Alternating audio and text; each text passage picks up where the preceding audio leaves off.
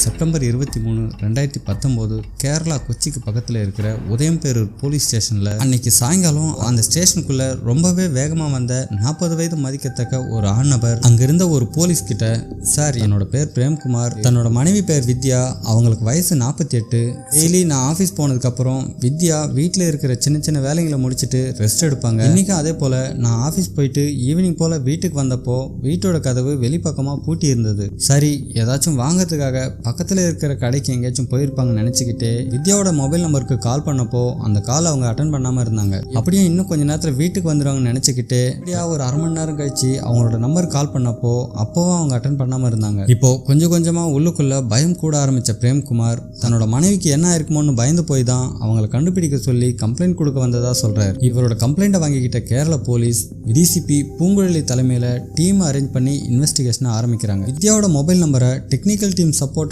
Track பண்ண ஆரம்பிச்ச போலீஸ்க்கு முக்கியமான க்ளூ ஒன்று கிடைக்குது. அது வித்யாவோட மொபைல் நம்பர் அவங்க காணாமல் போன அடுத்த 2 நாள்ல கேரளாவில இருந்து மங்களூர் வழியா மும்பைக்கு டிராவல் பண்ணியிருக்குன்றத கண்டுபிடிக்கிறாங்க. கடைசியா அந்த நம்பர் மும்பையில தான் சுவிட்ச் ஆஃப் ஆயிருக்குன்றதையும் கன்ஃபார்ம் பண்றாங்க.